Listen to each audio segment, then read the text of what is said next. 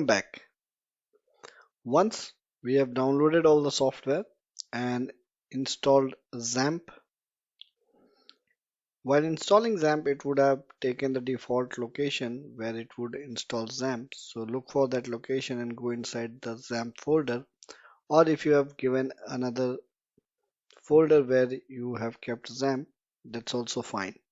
So inside XAMPP you will find a lot of things. So please do not touch anything.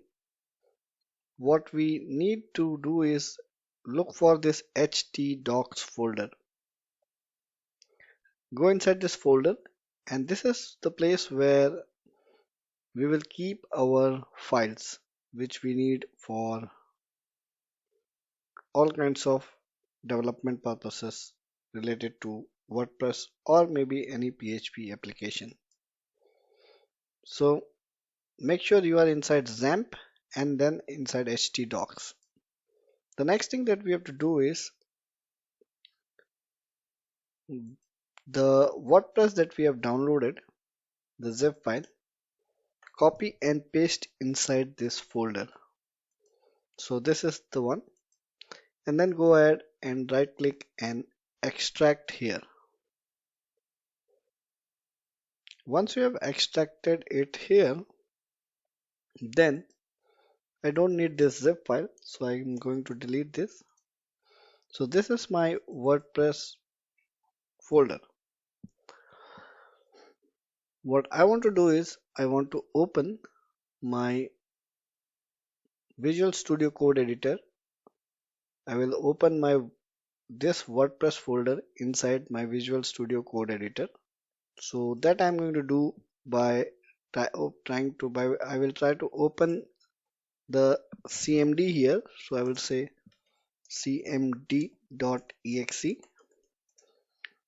So it's going to open command prompt here, and here I will just say code space dot. If I do this, then it's going to open Visual Studio Code Editor, and then in that editor it's going to open the folder WordPress. So you make sure you have installed Visual Studio Code Editor before doing this. Another way to do the same thing is directly open your Visual Studio Code Editor,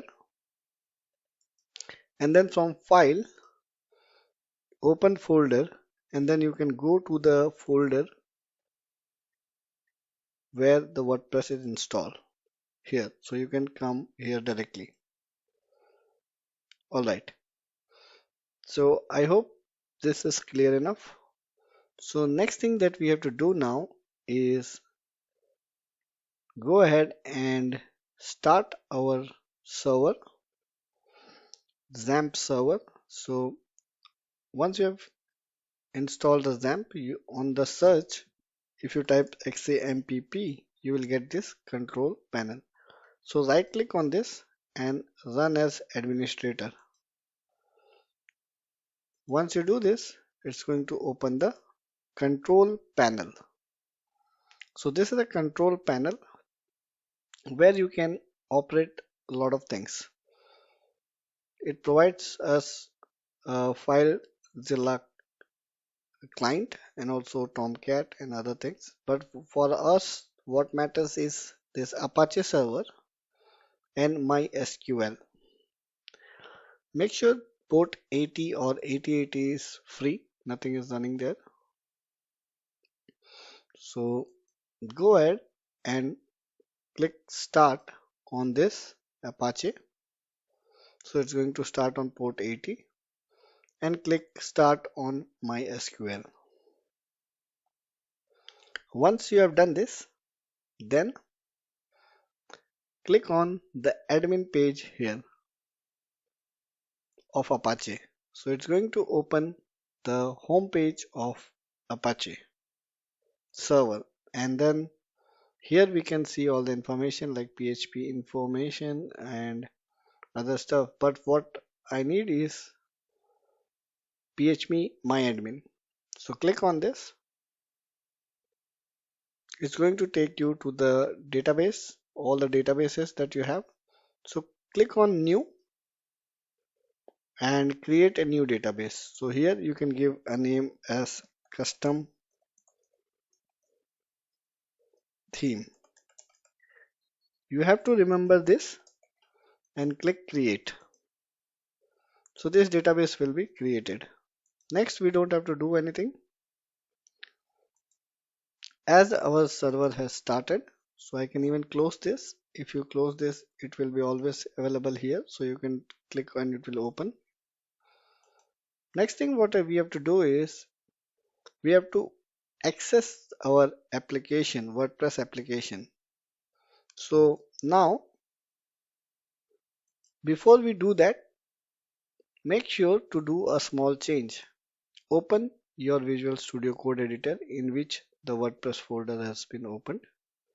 Go to this file called wp-config-sample. Right click on this file, go to rename and change this to wp-config only. That's it. And click enter. So now the file is renamed. Scroll down and here we have to change the database details. So in the database name, I gave custom theme, so I will use that. Database user is by default root. If you have created another user, DB user, you can give that. And database password by default is blank, empty. So leave it empty. And rest other things leave it as is. The database host is localhost port 80, so it's by default taking. If your application is running on another port, make sure you provide that here. But it's by default 80, so we will not touch that. Once all this is done, then we are good with our installation steps of WordPress. So let's do that in the next video. Thank you.